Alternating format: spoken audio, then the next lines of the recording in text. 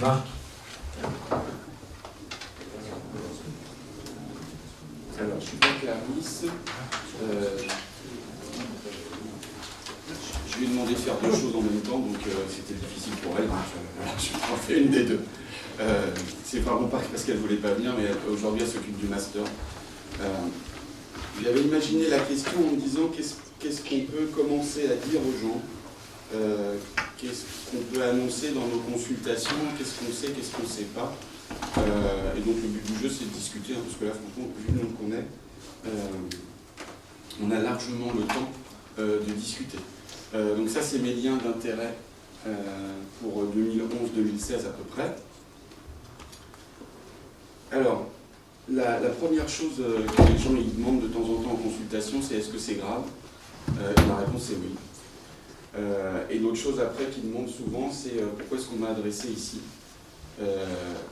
La réponse est si on vous a adressé ici pour que la carcinose péritonéale soit prise en charge, c'est parce que ça nécessite des centres experts. Et la raison du centre expert, c'est ce qui figure sur la diapo ici. Ça, c'est des petites courbes que j'ai piquées à Doraco, un collègue italien. Et on voit sur cette courbe qu'en fait, il faut avoir fait un certain nombre de patients pour que la courbe, elle descende sous la barre qui est ici. C'est-à-dire que cette barre-là, c'est le minimum minimorum, et là, on est en situation de confiance. Si on regarde, il faut arriver ici, sur la courbe de Doraco, il a fallu 140 malades pour qu'on passe sous la barre, c'est-à-dire qu'on commence à avoir un exercice qui soit sécure pour les patients. Et si je prends la courbe qu'on a faite et qu'on a publiée nous aussi dans le JCO, je crois que c'était l'année dernière, eh bien on voit qu'il faut 40 malades pour faire le début, pour être 40 en sécurité, mais vraiment pour asseoir la courbe et pour que les complications soient normalisées, on a trouvé quasiment le même chiffre, 140. Donc il y a probablement quelque chose de vrai quand même autour de ça, pour essayer de savoir combien il faut. Je sais qu'à Lyon, vous avez fait un travail à peu près équivalent, et dans mon souvenir, on n'était pas loin au niveau des chiffres, hein, c'était à peu près pareil. Donc ça c'est une chose importante, parce que souvent les gens ils vont venir de loin, et ils ne vont pas comprendre, et donc c'est important d'expliquer ça, et d'expliquer aussi aux collègues qui se lancent dans l'aventure, puisque là ça y est, hein, il y a aujourd'hui 25 centres en France qui se mettent à faire de la carcinose péritonéale. À Paris, c'est un feu d'artifice. Donc il faut leur dire que voilà, la courbe à suivre, c'est celle-là.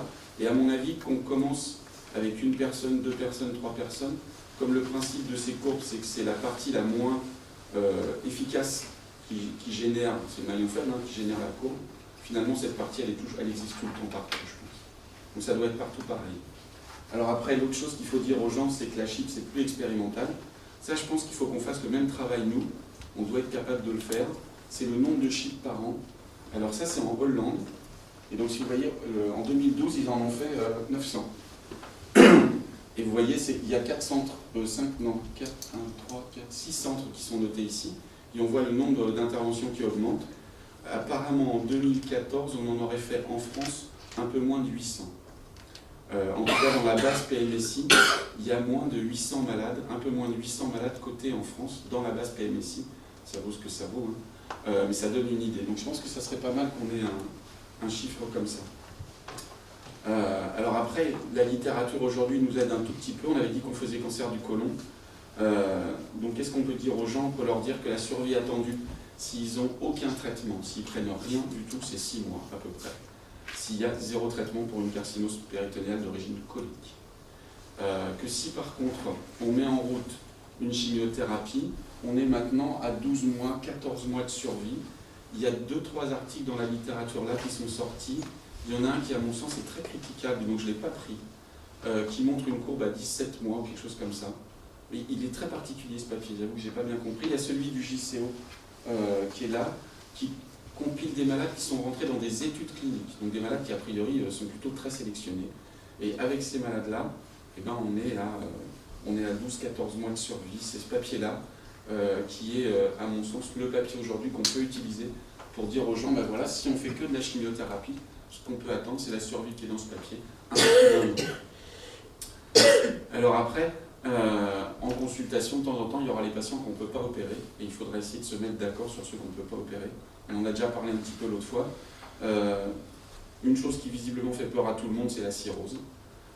Donc les pathologies, même compensées, qui peuvent décompenser de façon brutale, typiquement c'est la cirrhose. L'autre pathologie qu'on oublie souvent, c'est tout ce qui est neurologique. si on prend les enquêtes de l'AFC, dans la chirurgie colorectale, les antécédents neurologiques, c'était lié à la surmortalité en post-opératoire. Et puis après, il y a tout ce qui est occlusion avec de l'acide. Je crois que personne n'y va. Et malheureusement, on voit encore un petit peu des patients comme ça en consultation. Je trouve qu'on en voit moins qu'avant. Donc je pense que pourquoi on opère et qui on peut opérer, c'est en train de passer progressivement chez les collègues, puisqu'ils envoient des malades qui sont probablement un peu moins graves qu'il y a quelques années. Et après, il reste encore tout ce qui est maladie multisite, synchrone, d'évolution rapide, où là, très clairement, il y a des formes qui vont très très vite. Et régulièrement, en ce moment, quand on fait un peu de biologie moléculaire, c'est des BRAF mutés. Et donc, il ne faut pas hésiter à aller chercher cette information-là pour les oncologues médicaux. Après, l'autre question qui est, à mon sens, réglée, c'est la qualité de vie. J'ai repris un papier qu'on a sorti, il a été accepté en 2008, donc ça fait quand même presque, là, on est à vraiment beaucoup. Donc il y a au moins une dizaine de papiers sur la qualité de vie, donc on peut dire aux gens qu'on ne va pas induire chez eux de séquelles, de choses comme ça. On peut leur dire. À part, petite chose qu'il faut veiller, c'est la neuropathie. Parce que de temps en temps, l'oxaliplatine va induire des séquelles. Alors ça, c'est ce que je dis aux gens. Je ne sais pas si on peut faire un premier stop, parce qu'il faut donner des informations simples aux gens. Et ce que je leur dis, c'est ça. C'est-à-dire qu'on va tout faire le programme, on va faire la chimio systémique, on va retirer la maladie, on va faire la chimie, on va tout faire. Et avec tout ça, dans un tiers des cas, ça va récidiver dans le péritoine, malgré les efforts. Il faudra faire une chimio systémique. Dans un tiers des cas, ils vont récidiver ailleurs. Il faudra trouver un traitement pour une bêta hépatique, pour autre chose. Et puis dans un tiers des cas, ils sont tranquilles pendant un bon moment. Est-ce que, Olivier, c'est ce que tu as dit? Non, je vais voir aussi moins dans le détail. Je reste curatrice palliative. Je leur promets pas la guérison. Exactement, moi je leur dis peut-être survie à 5 ans, comme on connaît 1 sur 6, comme en gros 15% de survie à 5 ans. Enfin, voilà. Ça j'ai mis après. Voilà. Mais quand sur la récidive, je leur ça... dis oui que ça risque de récidiver, et péritoine ou ailleurs. Mais tu dis pas un tiers. Non, pas de chiffre. J'ai toujours pensé que tu avais trop d'informations. Tu parles dans le micro parce que tout est enregistré. Non, ça c'est une manière de gérer un petit peu les choses. Il faut les emmener sur une lourde procédure, il faut leur donner confiance et avoir soi-même confiance dans ce qu'on va faire. Donc les chiffres, 15% ça fait peur, même 30% de survie à 5 ans ça fait peur. Parce que c'est des chiffres qui restent bas, c'est la réalité, mais c'est des chiffres qui restent bas. Donc moi je reste à curatif, palliatif. Alors moi, la phrase d'après, je ne l'ai pas mise là, mais je dis que je ne suis pas payé pour opérer, que je suis payé quand même, et que donc si on mobilise tout le monde et s'il y a plein de gens qui s'occupent d'eux, c'est qu'on pense qu'on peut leur rendre service. Parce que c'est vrai qu'ils ont besoin à un moment donné d'entendre, tu le dis autrement, mais la même chose, c'est-à-dire qu'il y a quelque chose. Alors après, ça j'ai piqué ça, où est-ce que j'ai piqué ça c'est hollandais toujours, c'est leur courbe de survie pour des colons, donc on a la même, c'est ce que tu disais Diane, à long terme quand on s'éloigne, on a cette courbe qui descend puis qui fait une espèce de plateau avec un certain pourcentage, et puis ça c'est le papier que tu as publié, où on a une idée avec un peu de long terme sur une survie qui ressemble en fait à celle des métastases hépatiques. En sachant que plus c'est petit, et mieux c'est, ça c'était le travail de l'AFC, avec ici un index IPC très faible, et puis plus l'index IPC augmente, et plus la courbe de survie elle descend, elle va jamais à 0, mais après c'est du Kaplan meilleur, et ça va qu'à 5 ans sur ce travail-là. Alors, je leur dis aussi que voilà, il y aura une trentaine de personnes qui vont s'occuper d'eux. Je ne sais pas si ça sécurise les gens ou si ça en fait plus peur. Mais il faut qu'ils comprennent qu'effectivement, ils ne vont pas avoir une seule personne, il va y avoir des gens d'un peu partout. Alors, après, il y a une question qui est très récurrente, c'est j'ai peur, et j'ai peur surtout de la Chine. Faut dire qu'il y a encore sur Internet beaucoup de bêtises qui circulent avec des chiffres complètement délirants. Et donc les malades, ils ont accès à cette information-là. Donc aujourd'hui, il faut leur dire, à mon sens, que la chip, ça tue pas. Et que finalement, quand on regarde, il y a un papier qui a regardé sur la mortalité, et finalement, ils ont beaucoup plus de risques de mourir de leur maladie, de leur récidive de leur maladie dans les mois qui viennent, que du geste chirurgical qu'on va faire. Et aujourd'hui, la mortalité, c'est moins de 1% dans la plupart de nos séries. Alors en sachant qu'il y a quand même des séries qui continuent à sortir avec 4-5% de morts. Hein. Ça reste, quand c'est des séries nationales, on voit encore des chiffres sortir comme ça. Mais visiblement, dans les centres experts, et je pense que c'est l'expérience de tout le monde ici, on est en dessous d'1%. Alors ça ne veut pas dire qu'on est à zéro. Alors, et après, il y a tous ceux sur lesquels on n'est pas d'accord. Alors, il y a la maladie qui progresse. Donc, j'ai repris le travail d'Olivier Gléhen et de l'équipe de Lyon sur la progression de la maladie. Alors, je sais qu'il n'y a pas beaucoup de malades dans ce travail, que la progression de la maladie, on peut la discuter. Mais voilà, il y a ce travail-là qui, pour l'instant, est un des seuls, à mon sens, dans la littérature, qui dit que peut-être, même si ça progresse, on peut y aller. J'en profite parce qu'il y a Jean-Marc Cornet qui est là, il faut que je le convainque de temps en temps de me laisser opérer quelques malades en plus. J'ai une minorité, je vais enlever. Je savais qu'on allait parler. Non, mais c'est le travail de celui qui peut le défendre le mieux, c'est Olivier, hein, c'est leur travail. Je pense qu'il faut qu'on soit attentif à ce que l'ensemble des informations soient cohérentes. C'est-à-dire que s'il y a une information qui n'est pas cohérente, il faut peut-être donner la chance aux patients d'aller au bloc si on voit qu'il y a une chose comme un marqueur. Parce que tu avais été surtout critique, c'était sur les marqueurs, je pense. C'est ça, Olivier? Oui. Quand il y a un marqueur qui monte, ça ne veut pas dire qu'il faut forcément ne pas aller au bloc opératoire. Puisqu'il y a quelques patients qui tirent une survie importante dans ce papier, alors qu'ils avaient une progression tumorale sur au moins un des éléments, essentiellement les marqueurs de mon souvenir. Plus les marqueurs que la clinique, je pense. Oui, ou le scanner, c'est-à-dire qu'une tumeur mucineuse, de la même manière, on peut faire l'analogie avec des tumeurs moins invasives, comme le pseudomyxome péritonéal. Il y a une tumeur mucineuse qui ne progresse qu'en intrapéritonéal, elle est suffisamment localisée et accessible à un geste chirurgical raisonnable. La progression sous chimiothérapie ne doit pas être, à mon avis, une contre-indication absolue, en particulier si elle est jeune, en bonne santé, etc. Ça fait partie des contre-indications relatives, la progression sous chimiothérapie néoadjuvante, mais ce n'est pas une contre-indication absolue. Alors ensuite, les autres choses qu'on peut discuter aussi, je trouve qu'il y a un sujet, à mon sens, qui va être de plus en plus intéressant, c'est les T4. Plus ou moins perforés, plus ou moins pas perforés. On va avoir les résultats de prophylochie. Parce que Dominique s'est fini les inclusions, je ne sais pas, c'est dans combien de temps? Tu as une idée du délai ou pas? Dans combien de temps on aura les résultats de prophylochie? Il va donner les résultats à 3 ans. On a fini les inclusions au début de l'année dernière. On a pris Donc, il faut faire le calcul, mais donc dans 2 ans. Dans 2 ans. Dans 2 ans, je pense. Parce que c'est vrai qu'on voit qu'on commence à avoir des patients qui sont référés pour des T4 ou pour des, on va dire, des gros T4 ou des T4 à risque parce qu'on ne sait pas bien si on est passé, pas passé. Voilà, il y a un papier qui est sorti, je crois que c'est l'année dernière ou en 2014, où vous avez ici les survies évidemment des patients. Alors on voit pas très bien hein, puisque c'est une petite courbe, et je crois que je l'ai mis après en plus gros. Ouais. Donc ça c'est l'ensemble des patients bien sûr. Et ceux qui n'ont pas de carcinose péritonéale et qui ont un T4, et à 60 mois, 60% sont là. Alors que de l'autre côté, on a plus de 20% des malades quand ils ont fait une carcinose péritonéale. Donc il va y avoir la discussion sur ça et surtout le fait d'essayer d'appréhender au mieux le risque patient par patient, ce qui n'est pas si simple, puisque les T4, il y a beaucoup de choses en fait qui sont mélangées dedans. Dominique? Oui, je voulais faire un commentaire sur ce qui a été dit avant, parce que ça me semble important évidemment. Les chiffres de guérison définitive de l'épardial, 16% à 10 ans, c'était sur des patients traités il y a plus de 10 ans. Les choses ont beaucoup changé depuis. Maintenant, moi, quand je vois les patients, je leur dis la survie à 5 ans, c'est 50% après une chimie, parce que depuis, on sélectionne mieux, la chimio fait mieux, et donc c'est 50% à 5 ans de survie, pas de guérison, de survie globale. Et je leur dis, le seul moyen d'avoir dans une optique curative, c'est de faire ce traitement. Sinon, on reste dans une optique palliative. Et je ne vais pas plus loin. Après, s'ils se posent des questions, je réponds aux questions. Il y en a qui ne veulent pas en savoir le minimum, d'autres qui veulent en savoir beaucoup. Et donc, voilà.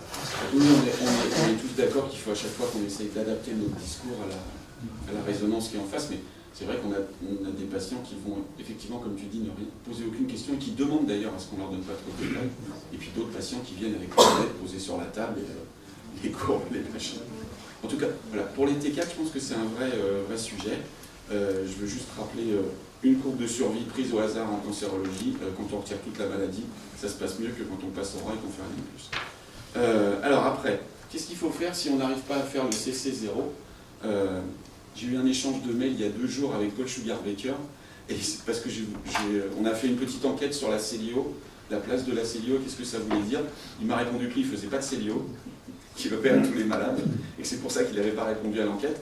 Mais il m'a renvoyé cette discussion sur est-ce qu'il faut faire une chip ou pas quand on n'a pas pu tout réséquer dans un cancer du côlon. Voilà, ça c'est la dernière discussion.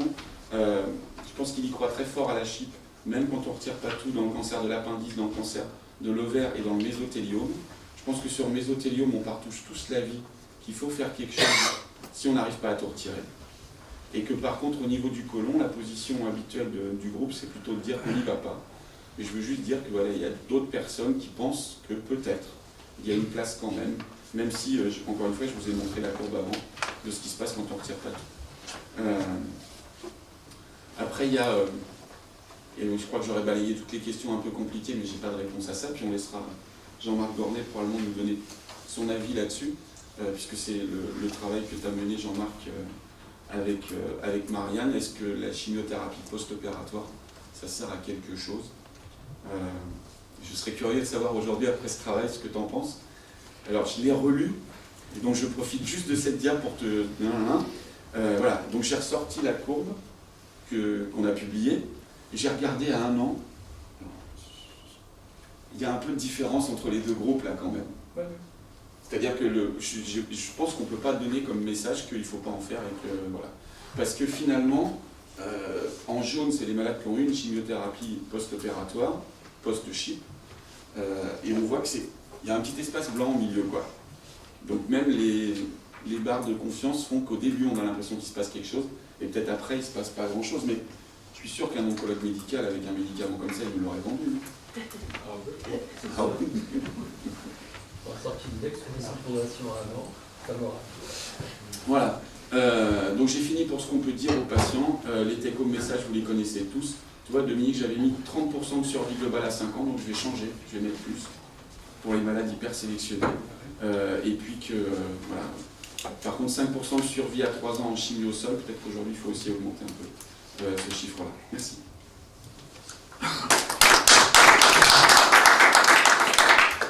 Bravo, merci Marc. Il y a eu des questions, il y a eu des réponses. Est-ce qu'il y a quelques questions qui restent en suspens? Non, vous avez pas de questions? Moi j'en ai une, quand même, Marc. Faut pas donner trop d'informations. Enfin, c'est ça le vrai problème. C'est les malades qui ont un cancer très grave, ils sont très anxieux. Si vous leur balancez des tonnes d'informations, ils ne retiendront plus rien. Ou alors il faut les voir plusieurs fois en consultation et vous n'avez pas le temps. Donc c'est ça le problème. Si, je l'ai.